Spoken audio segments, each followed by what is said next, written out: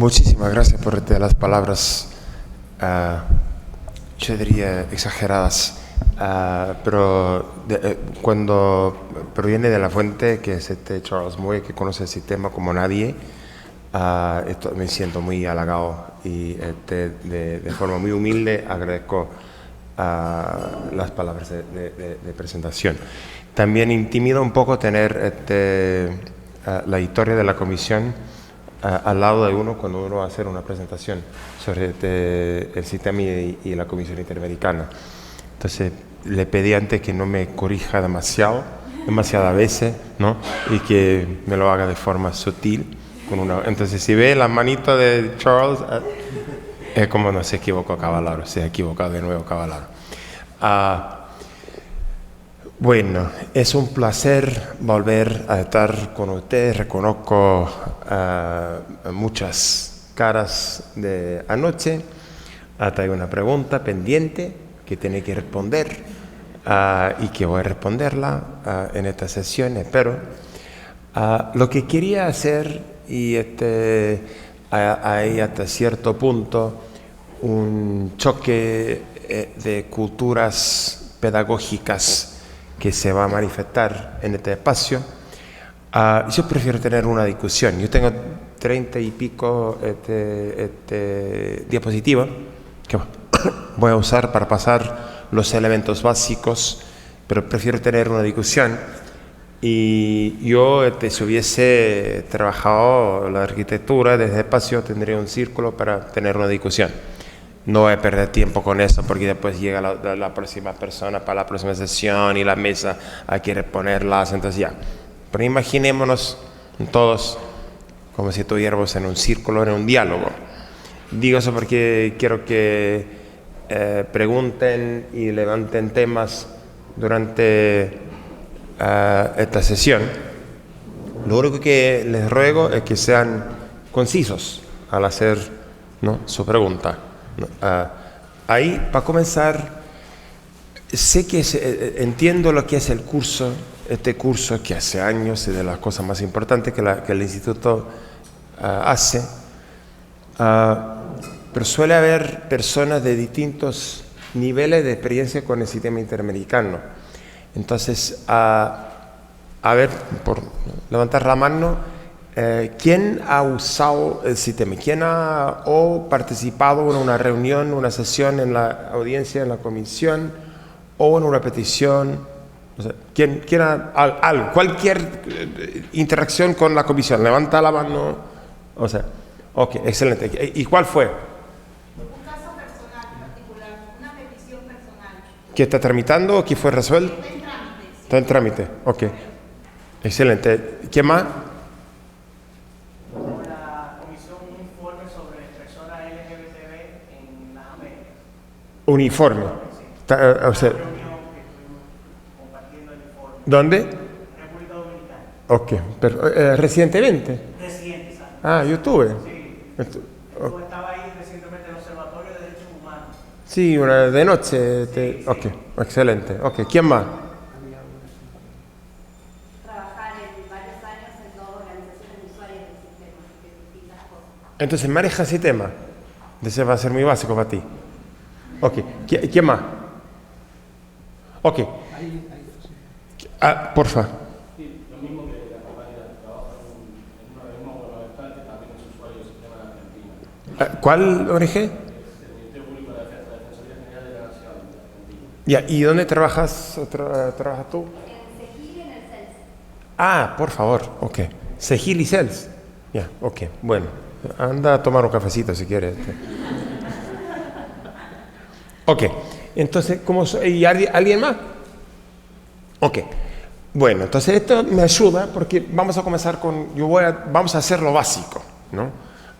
Y yo sé, hay otros expertos, veo Fabián salió, él es un súper experto, que con certeza va a tomar un cafecito. No me cueste, Fabián, es muy básico evidentemente para ti como experto internacional, pero me imagino que habrás hablado del comité que es presidente, del sistema interamericano.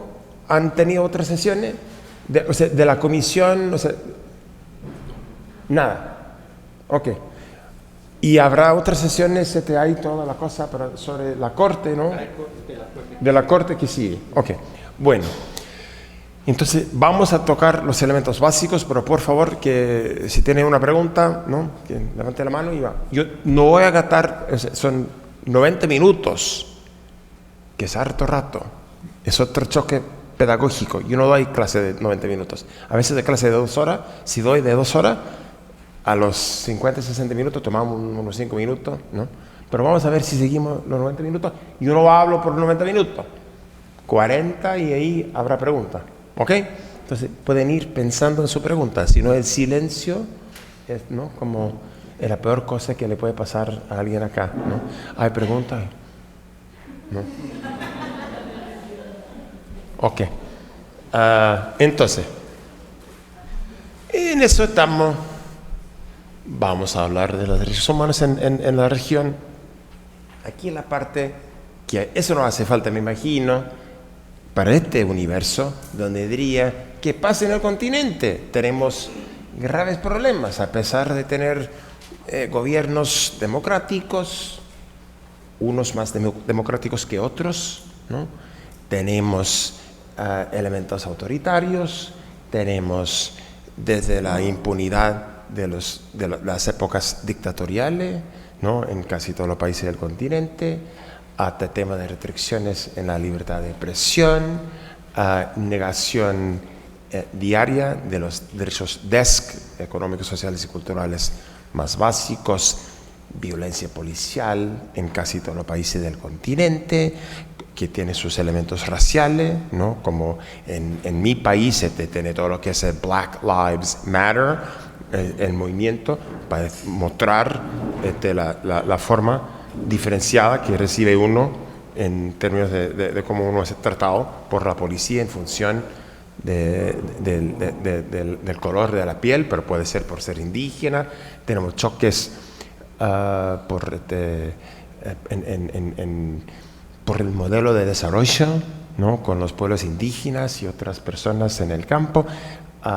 Tenemos los problemas que ya ha citado, LGBTI, que sacamos los informes. Ahí un poco voy a entrar en todos esos temas, un poco a través de la lógica de cómo la Comisión trabaja con estos temas. Pero el punto acá es que tenemos desafíos importantes, a la vez que en términos mundiales, globales, a pesar de la gravedad de los problemas, la naturaleza entrincherada de los desafíos y problemas que tenemos, el mundo le da más énfasis y más importancia a otros problemas en otras regiones del mundo. Y también tenemos otro factor que complica, que diría que es la preocupación con la seguridad, y la preocupación con la seguridad con el tema del terrorismo, que afecta a muchas otras regiones, pero ni tanto a nuestra región, o por lo menos no afecta tanto a América Latina. Pero la preocupación con la seguridad cotidiana, ¿no? Ir a la esquina y no ser asaltado o asaltado, es algo que ha afectado de diversas formas temas de derechos humanos en las Américas, en los países nuestros. Entonces, hay hartos desafíos. Resumidamente, ok, no es novedad para ustedes, pero afecta a lo que hacemos. Ok, ahí un poco y la parte más o menos jurídica. ¿Y cuál es el mandato nuestro? Tener estos elementos: defensa de los derechos humanos, monitoreo que hacemos de varias formas de la situación de los derechos humanos en los países y en el hemisferio, y promoción. Ahí tenemos dos elementos acá que valen destacar: que la Comisión observa la situación general. Esto se hace hacemos nosotros de forma permanente. Publica informes especiales sobre la situación existente en un determinado Estado miembro cuando lo considera apropiado. Esa función y se suele hacer a través de una visita in loco durante muchos años y hay algunos en este espacio que recordarán, y Charles Moyer sabe muy bien, durante muchos años era esta forma de actuar el fuerte de la comisión. Ahí en términos históricos, la visita que hizo la comisión a Argentina en 1979, el informe ante Nicaragua, a Chile, durante varios años de la dictadura de Pinochet, fue esa la dinámica principal. Con las transiciones a la democracia sigue siendo una forma importante de operación de actuación de la comisión, pero no tiene el mismo peso. Ahora, una nota al pie de página a esa afirmación es que en los últimos años está volviendo a ser una forma importante de actuación de la comisión. Y ahí, entre las respuestas que voy a dar a la pregunta hondureña, la comisión, o sea, el pleno de la comisión visitó a Honduras y publicó un informe sobre la situación. Y esa es una de las formas de monitoreo más importantes que tiene la comisión, porque cuando va la comisión, cuando va un relator, y voy a explicar qué son los relatores, es importante, pero cuando va la comisión toda a un país, es un hecho político importante. Los medios de comunicación acompañan a la comisión, las sesiones con la sociedad civil, su perfil se levanta, la comisión se reúne con las máximas autoridades del país, presidente de la Corte Suprema, presidente de la República. Entonces ahí es un espacio para darle visibilidad a los temas de derechos humanos. Y los temas que citó fueron, que tú citaste, fueron entre los temas que evaluamos en la visita y después en el informe. Aquí hablo de eso, ¿no? Realizar visitas in loco. Puedo, si alguien tiene interés, explicar cómo funcionan las visitas, la lógica, la base de las visitas y todo lo que tiene que ver con el capítulo 4 y cómo se sale del capítulo 4. Si alguien ha escuchado hablar del capítulo 4 a través de una visita por un cambio en el reglamento, pero ese es muy técnico y llegamos a eso si hay interés. ¿Hay venezolanos acá? No. Ok. Sin comentarios. Ok. Estoy preguntando nomás quién está acá. Ok. Porque Venezuela es un país que ha estado en el capítulo 4 en los últimos años. Honduras también ha estado y salió del capítulo 4 justamente en función de la visita in loco que efectuó el pleno de la comisión. Así es como más o menos como funciona, que un país puede salir por 1 año o 2 años del capítulo 4, se invita a la comisión para hacer una visita in loco y publicar un informe sobre la visita. Ok, comisión actual, 7 miembros expertos. Es importante, es muy importante y se suele confundir. Hay comités, comisiones internacionales en materia de derechos humanos o Consejo de Derechos Humanos de la ONU, y la nomenclatura puede ser difícil de entender.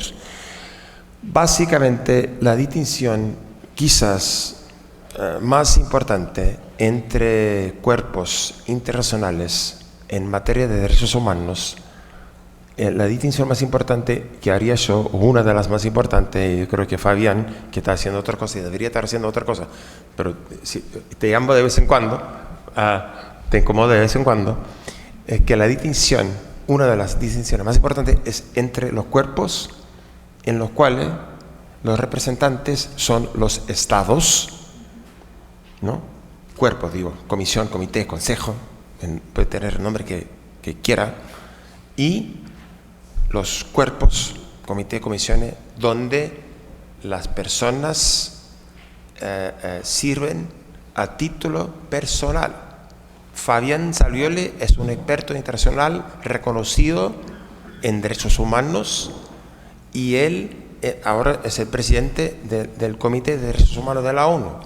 Es argentino, se nota, habla 3 palabras, vos, ¿cómo andás? Es argentino, claro, no hay como esconderse hecho, ¿no? afortunadamente o desafortunadamente, no comento. Pero no es representante del Estado argentino. No es. Y es fundamental. Y esa es una diferencia importantísima entre el Consejo de Derechos Humanos, que han escuchado, han tenido una sesión sobre el Consejo. Sí. Okay. Concretamente, algo que, por lo menos para mí, muestra de forma muy clara.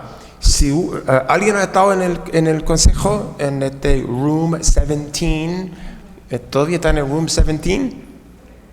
¿Todavía están en ese salón número 17, no en Ginebra? 19, confundí ese con lo que pasa con la edad. ¿Pero cambió o era 17, ahora 19 o siempre ha sido 19? Okay. Tú vas a ese lugar, es un espacio enorme, ¿no? Y tiene el presidente o la presidenta, o sea, del Consejo, y tiene todos los estados de forma circular, así, semicircular. Entonces van así, imagínate, estamos mirando como si fuesen ustedes pájaros, ¿no? Desde arriba.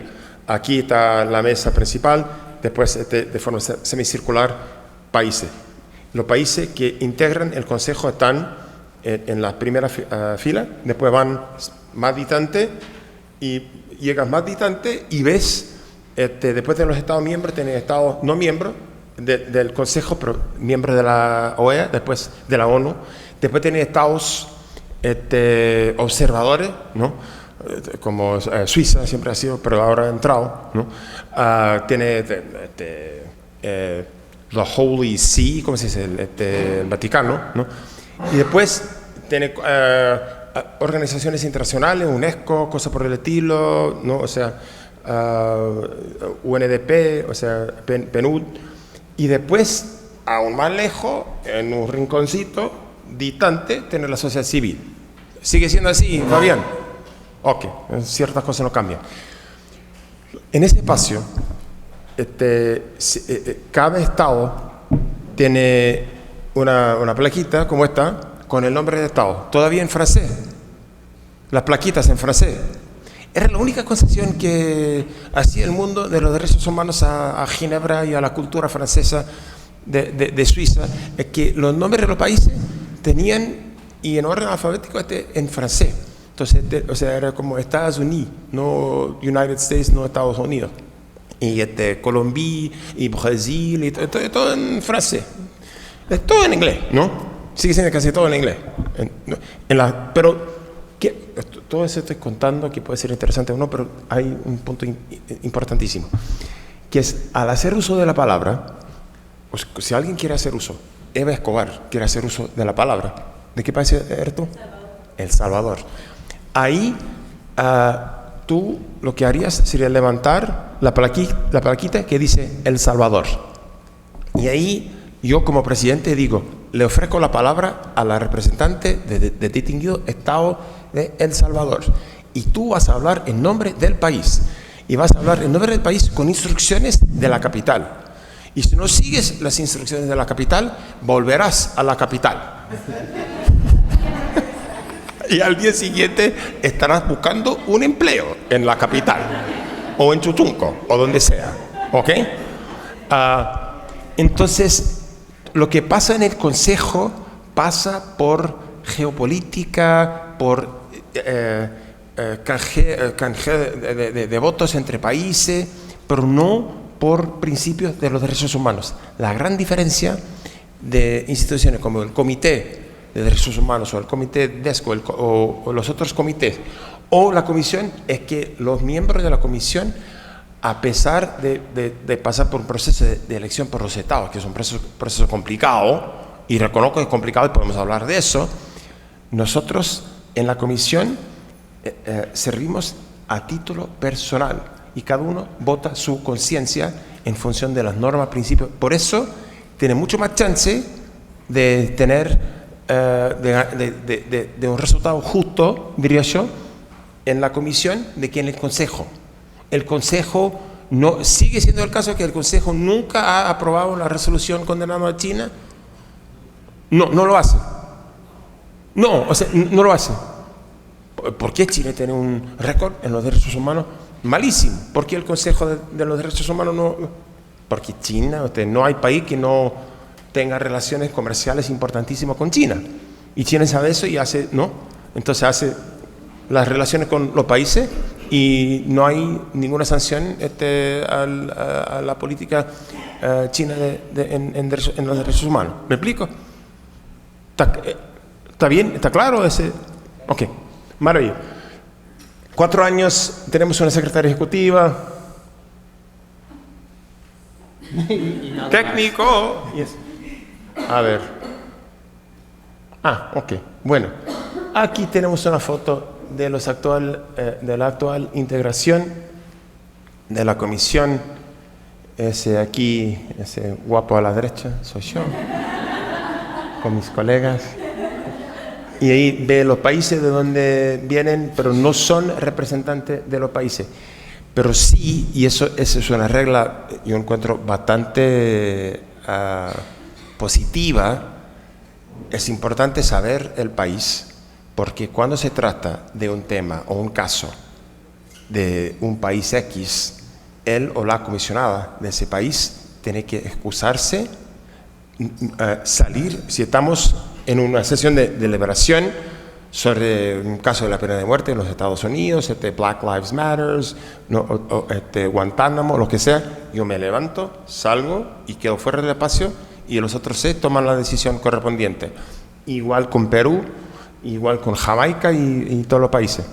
¿Ok? Y eso es importante por 2 motivos.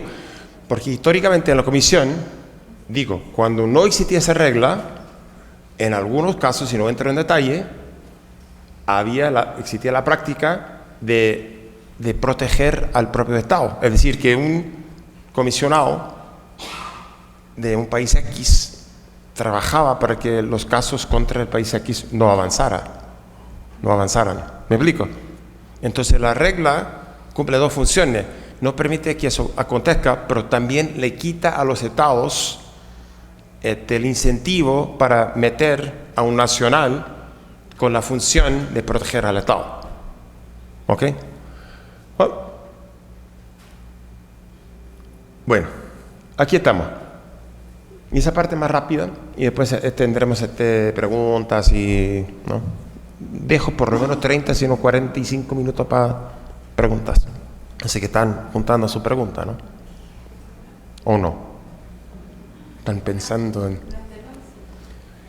Aquí tenemos las peticiones en admisibilidad y fondo en el último año.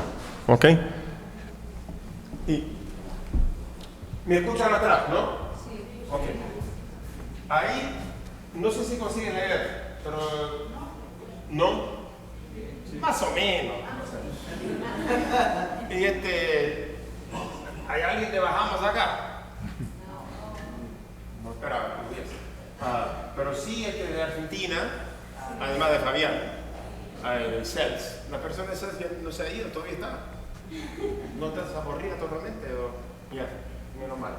Pero aquí voy a destacar los países que tienen más peticiones en la visibilidad y fondo. Y después explicamos un poco el porqué. Ok, Argentina está acá, número alto. Brasil, 140, 340. Chile, número razonablemente alto. Colombia, campeón en ese sentido. Ecuador, ¿no? Aquí un número alto. México, ¿tenemos mexicanos? Oh, wow. Tenemos una selección mexicana de fútbol.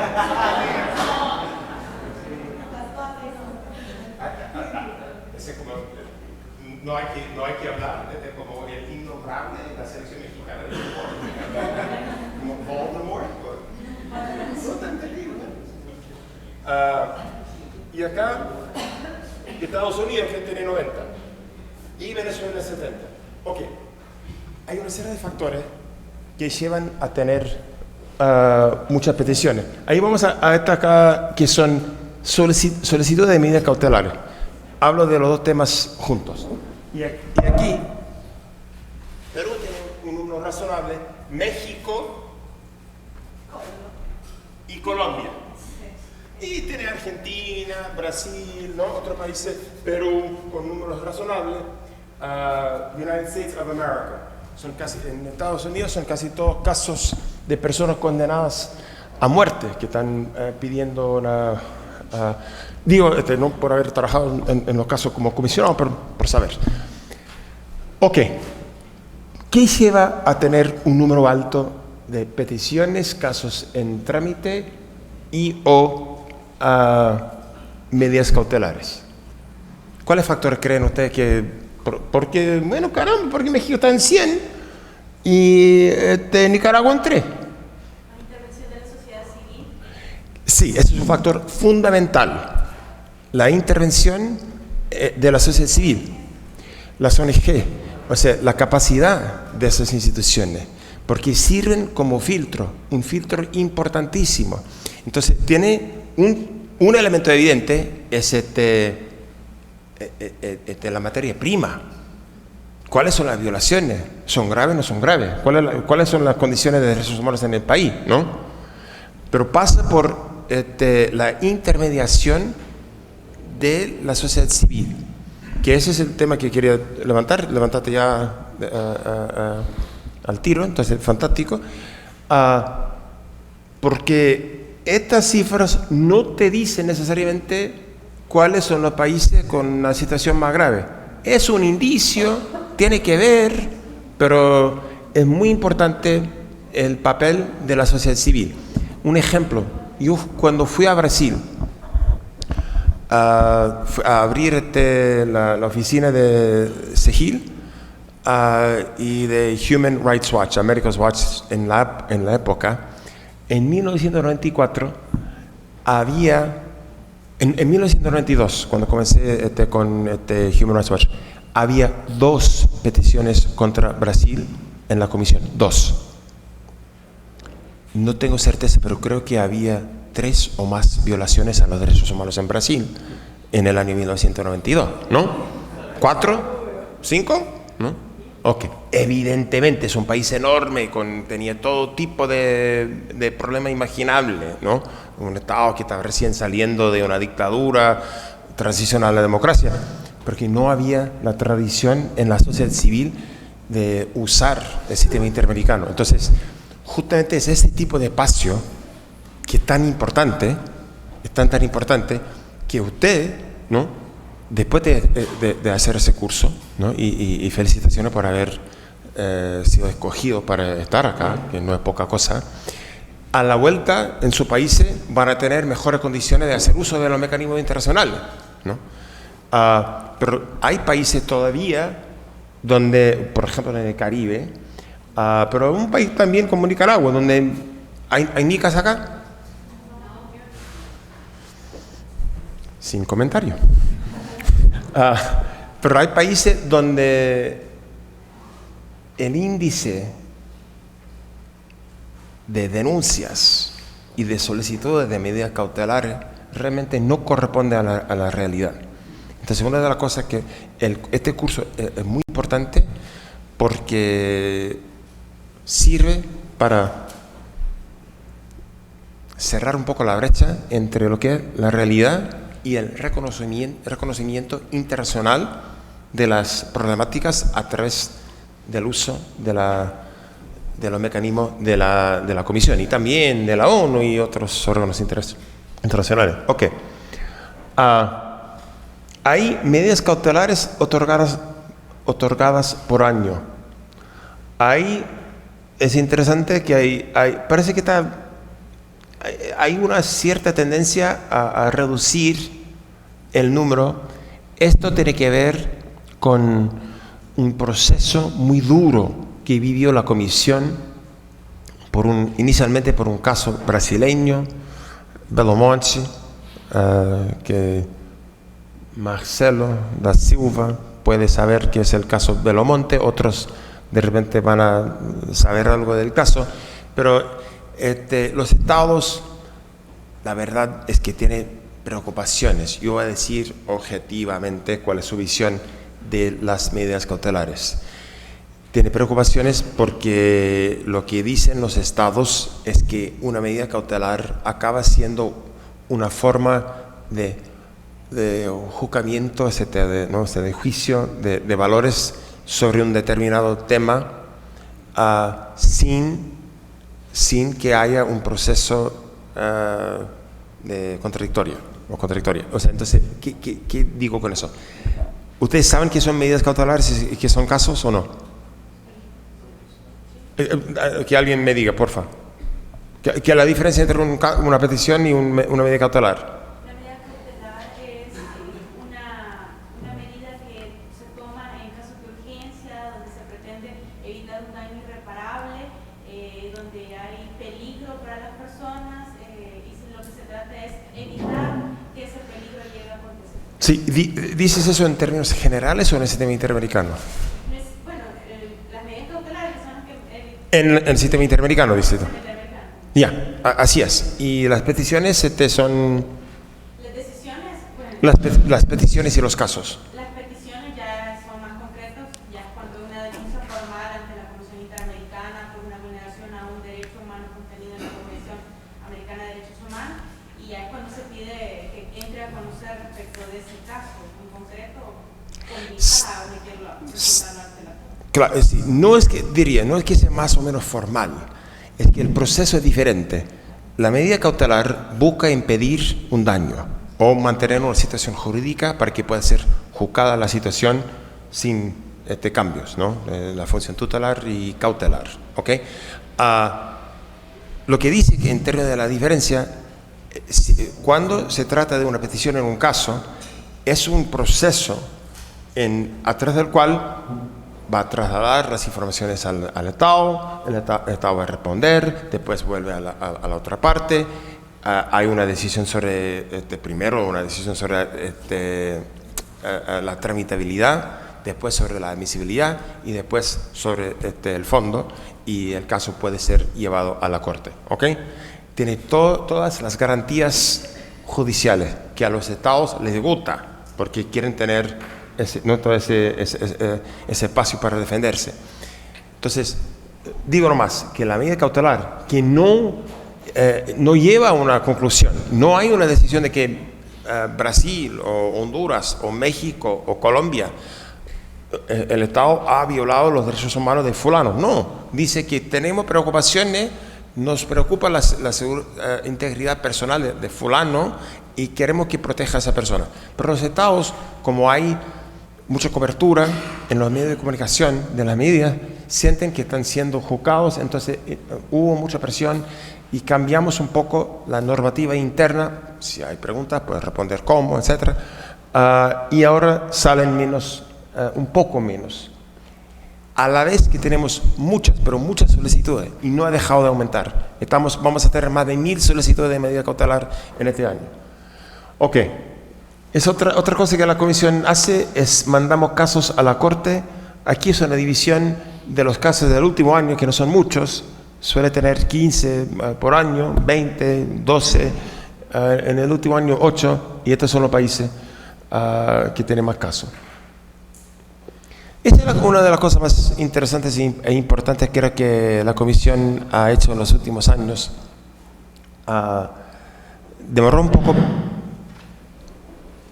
un poco para que la Comisión realmente entrara en los medios sociales, pero en los últimos años tenemos un equipo chico, pero que sí está trabajando los medios sociales.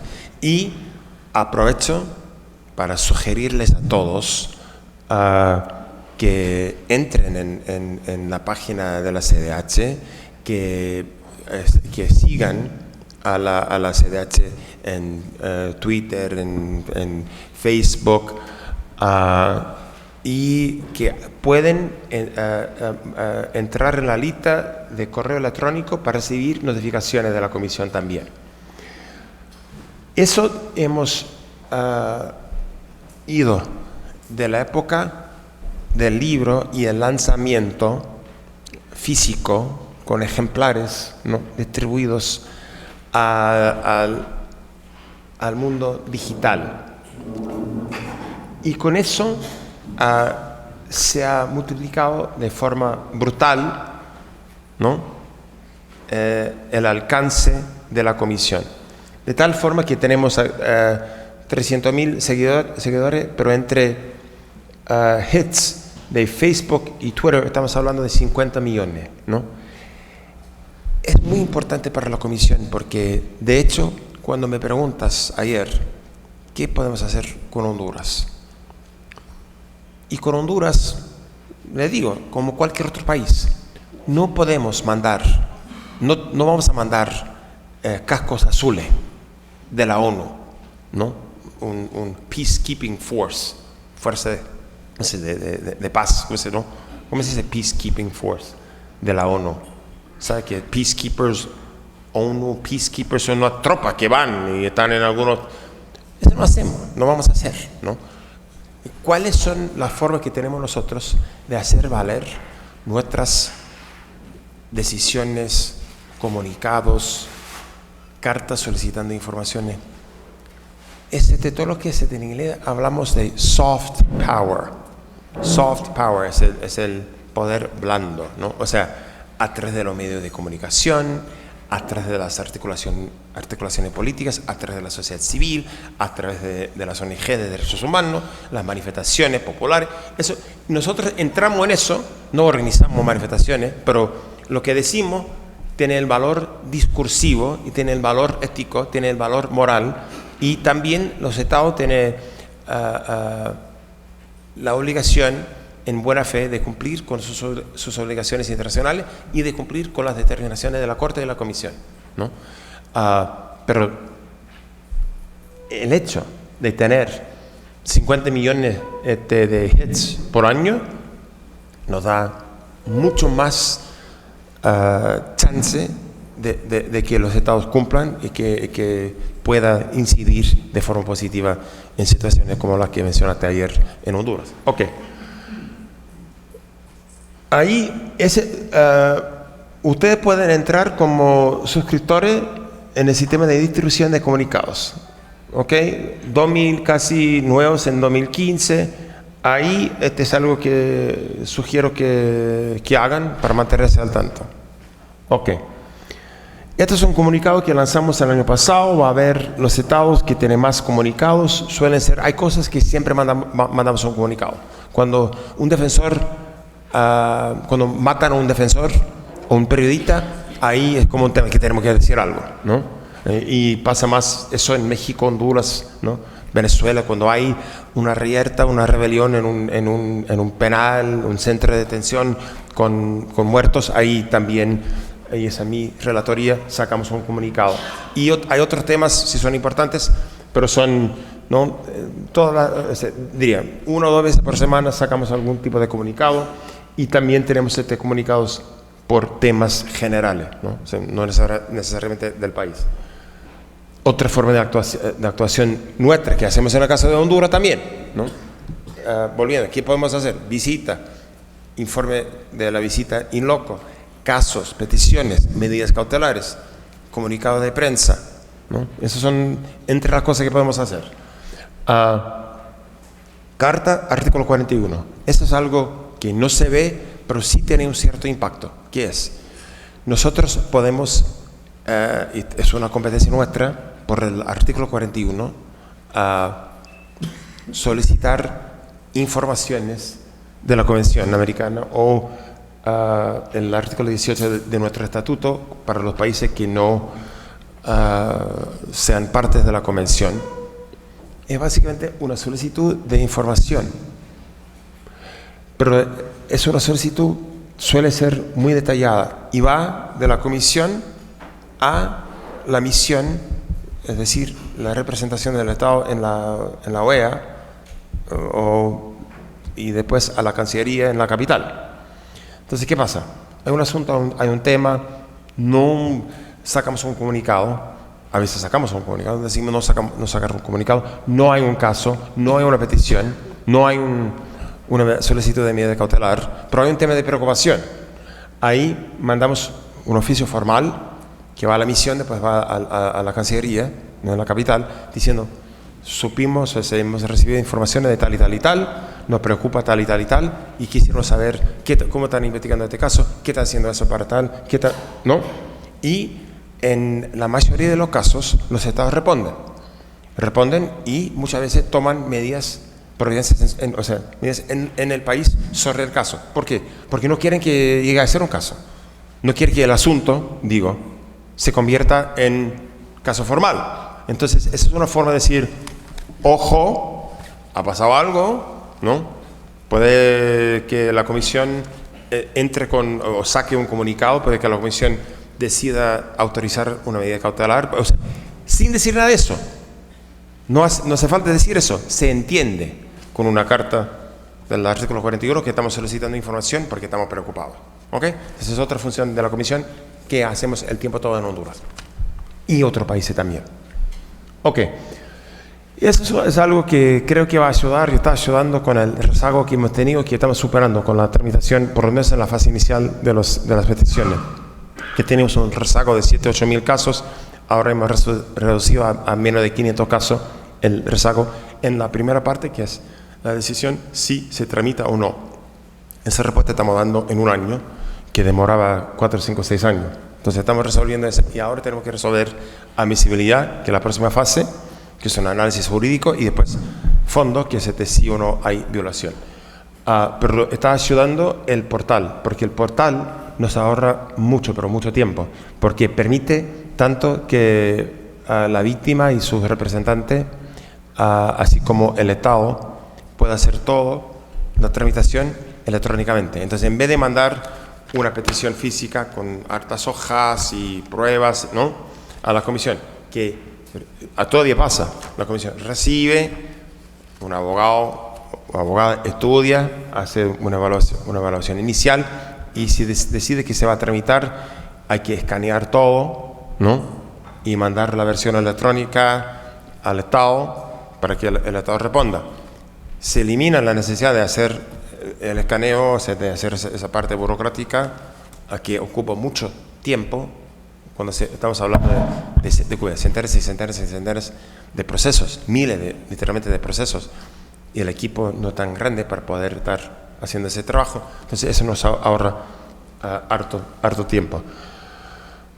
Trabajamos no solo en los casos, sino en la promoción con actividad como esta, en que participamos nosotros, porque es importante informar, enseñar cómo funciona el sistema. Hacemos eso en varios otros espacios.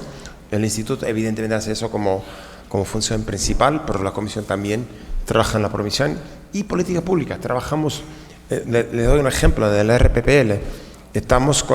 Tenemos un programa para identificar los mecanismos internos en los penales, en los centros de detención, que corresponden a espacios tranquilos, pacíficos, donde los privados de libertad puedan vivir de forma mínimamente digna, donde puedan trabajar, donde puedan resocializarse.